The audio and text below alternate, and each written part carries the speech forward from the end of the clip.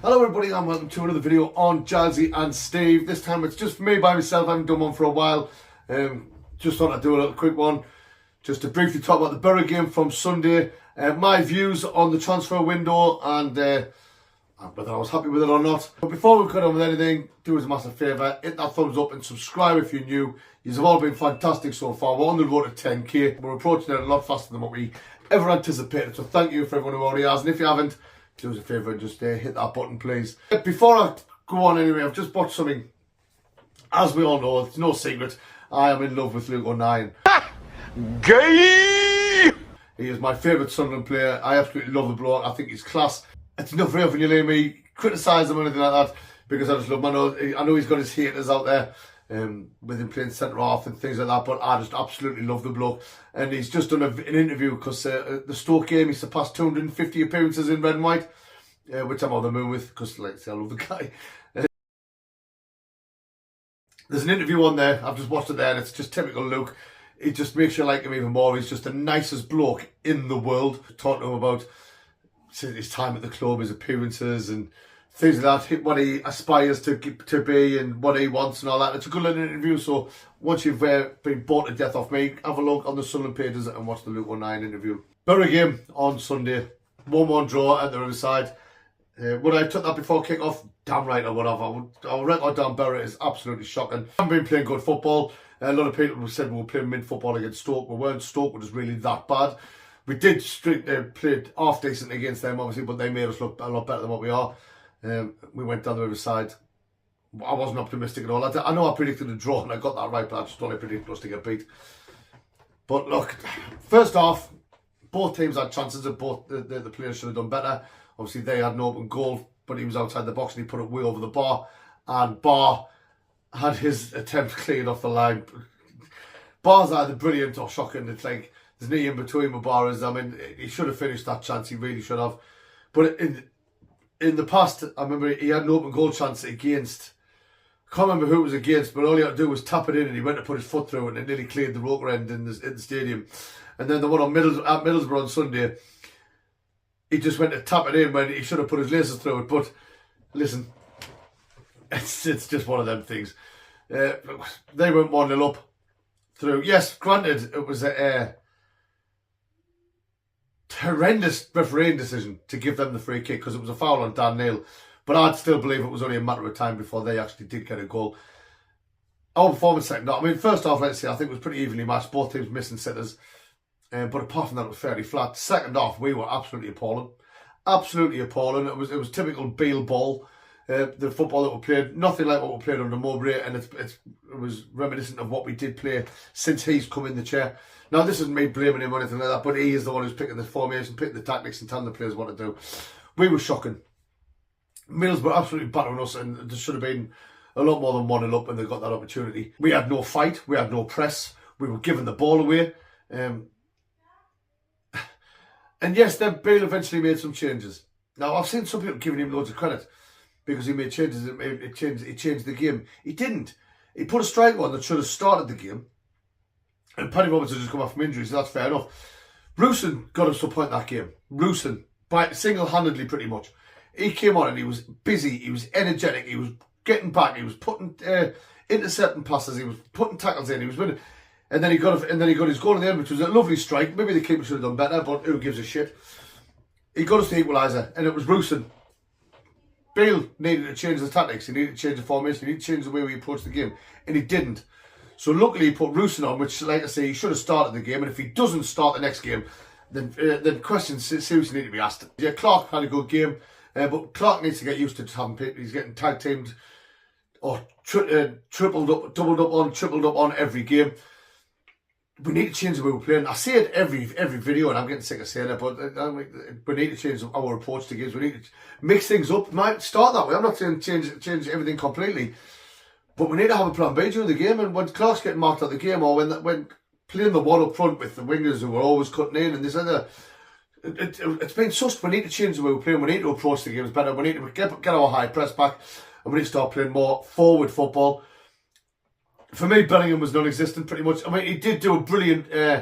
He did a couple of good moments. I mean, look, I like Bellingham, but he needs a rest, and I've been saying this for so long. He did a brilliant run to create space for Rooston to get his goal. That's fair play. And he did another bit of skill for, was it Bars? When Bar had his chance, he did a lovely bit of skill as well. But he's off the pace. He's off the pace. Ekwa, keep on giving the ball away. Like I've still been saying, he's been shit since his injury. And Daniel, a little bit of a flat game. But when he's surrounded by, when he's in the middle of the park with two people who's, one's just not performing and the other one's absolutely knackered and dead on his feet. We can all see it, and I don't understand why you can. I know we've got a point away from home. I'm happy with that. Of course I am. I mean, you want to win your games at home and you want to at least get a point away from home. And I'm over the moon we did. But I'm still not happy. I wasn't happy at all. It was a shite performance. It was a shocking display of tactics, of football knowledge, to be fair. Like, he's supposed to be this tactical genius and brilliant trainer. I'm not saying it so far, like I say, he's going to have to do something magnificent to turn my head, like, because at the minute I'm just not impressed with anything I've seen whatsoever.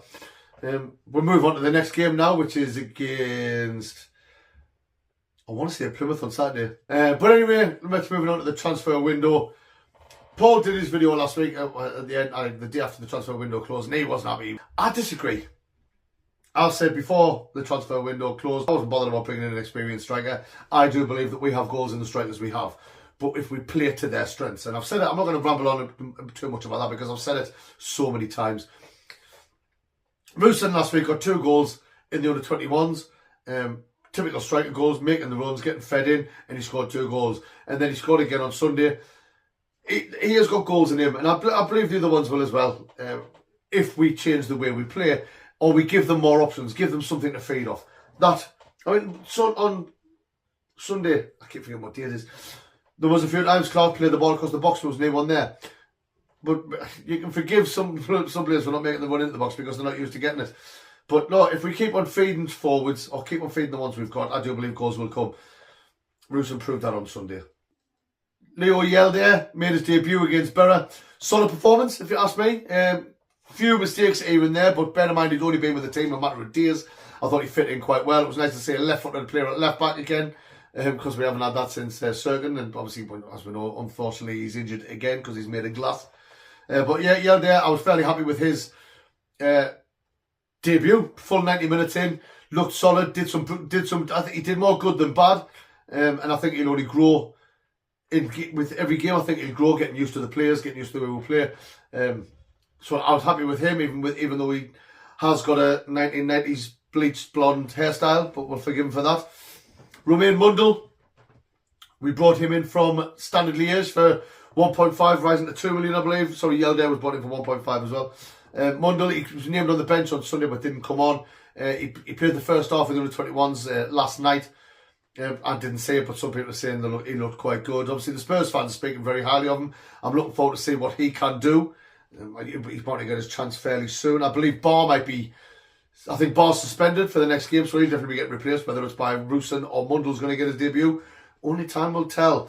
And the other player we brought in was Callum Stiles from Barnsley. I don't know a lot about him. We brought him in on loan with an option to buy at the end of the season. From what I have seen and what I've read, I'm fairly optimistic about it. I think he's a creative centre midfielder. He's a Hungarian international. And the Barnsley fans are all saying he's a brilliant player, but he didn't want to be there. Didn't want to be at Barnsley. I think he wants to play at a high level. I believe he was on loan at Millwall last season. Correct us if I'm wrong. Michael Cooper, you'll probably do that if I am. But apparently he's a brilliant player, and he shows signs of brilliance all the time, but his heart wasn't in it at Barnsley. Maybe, I don't know, I mean, you should always want to play for the club you're at. They're the ones just paying you wages at the end of the day, and you play for the fans. But he didn't want to be there, so he's getting a chance to come to us. He's just had his appendix removed.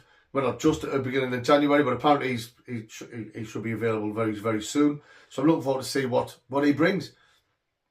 Now, the only position that we didn't bring in, I know Styles is a centre midfielder, attack midfielder, but I wanted to bring in an experienced holding midfielder. I really do. I wanted him to replace Ekwa and then allow Neil some more freedom, and then someone who can really control the middle of the park. Because we've missed Evans while he's been injured. And we've had players like that in the past, the Catamols, he's a wrestler. Saunas. Invays. Players like that, someone who can hold control. We didn't get that, which I would have liked to have seen. It's obviously a bit late now. But hopefully we'll get players back in and we'll manage to adapt the way we're playing, and some people will start performing again. I mean, if Ekwa can do it, then great, but he hasn't done it for so long now. I'm not building my hopes up. That brings our spending roughly without add-on. This is without add-ons and things like that, and people reaching bonuses and things like that. But we spent around about 12.5 million this season. That's the summer and January, which in comparison to some clubs, I mean, Coventry have spent big, but they sold big. Other players have, but there's not many people who spent more than that. And I know people are whinging that we're not spending money. We are spending money, but I think now we're trying to do it in the right way. Hull have just released their accounts, because I think every football club's got to release them. And Hull's just released their accounts, and they're losing like £400 a week. £400 grand a week, because the salaries are ridiculous. They spent more on transfers. So we've done that. We've been down that path, and it didn't work. The club was rotten as a core. We were losing players. We ended up in League One. With the new mould, and I know people hate it, but we're trying to do things the right way, not wasting money. Just cast your mind back to the Didier and Dongs and your Will Griggs, just flinging money at shit. Gillabodgies, just flinging your money at shit to try and do the right thing. But no, I think this time they are trying to do it right. They might not be doing everything in the right way, but they are trying to do it right. They're trying to get the club stable, stabilise the club, getting us, and they do want to get us where they want to get us, where we want to be, essentially. But I just think they're being a bit more realistic with the timelines and what some Sunderland fans are. Did it hate us for that? That's just the way I see it. So transfers in, I was happy with. Just one position, that was me holding midfielder. Transfers out. I don't think we sold anyone. Mayenda and Trianus both went to Hibs on loan for the rest of the season. They had a horrendous debut.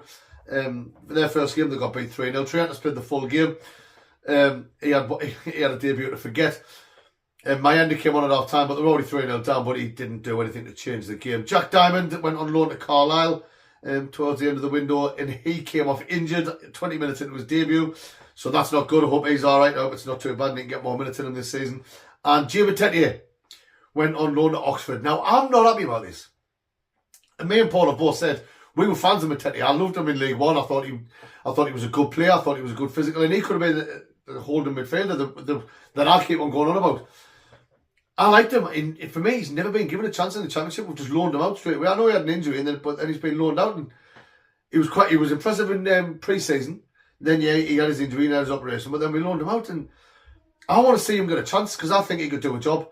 Especially when, for me, Ekwa's not really performing to the levels that we know he can, and he would have been good cover even if he's on the bench, or just giving him a chance. But anyway, he's went on loan to Oxford. He's got bags of League One experience. He helped Plymouth get promoted last season, and now he's in League One again, trying to do it with Oxford this year. Transfer window, I give it a slightly diagonal thumbs up. I don't think it was a bad one. I was quite pleased. I know Paul wasn't happy. Let's say one position for me would have been nice to fill. I'm not bothered about the striker because I do believe we've got goals in the strikers we've got. Rusyn for me has to start the next game. But I'm not going to talk too much about the next game because me and Paul will be back. I think it's Thursday with our match preview for the Plymouth game. Middlesbrough game, I've covered that. Like I say, I wasn't impressed in the slightest. I thought the performance was shocking. I think we're giving out flat performances. There's knee press. We're not dominating possession. One of the stats flashed up in the second half. I know I'm going backwards here. And it was like something like 20 minutes into the second half and we hadn't had a single shot at goal and they'd had something like 13. It's not good enough. We went from attacking, being a free-flowing, attacking and entertaining football game to just making mistakes and holding off too much and inviting teams on us. And I don't like it. And I know loads of you don't like it. And remember, this is just my opinion. Didn't hate us for it. But I'm sure some of you will. But for me, we need a change in tactics, change in formations, and we need to up our game. They need to tell them to get the high press back, get more intensity in our performance, and we need to start going for it because it's just been flat since Mowbray left. We had two good performances against West Brom and Leeds, two great results. But then Beale came in and the performances have been shite ever since. We've picked up some good results, we've picked up some points along the way. But our performance has just not been good enough. We're not dominating possession like we used to. We're not attacking as much. We're not creating anything. And for me, I just want to see more. I really do. There's a long way to go this season. We are still in a good place, as Luke O'Neill keeps on saying, and he says in his interview, if you watch it, sorry. But I want to see a rise in our intensity and our performances. But yeah, that's it. We'll see us on Thursday with another video for the match preview for Plymouth. Let us know what you think about what I've said, whether you think it's a load of shite or whether you agree with it, or so you might have a different opinion on. Like I've said before, we're on the road to 10k. We really appreciate it. Hit the thumbs up, subscribe if you're new. See us on Thursday, and as always, away the lads!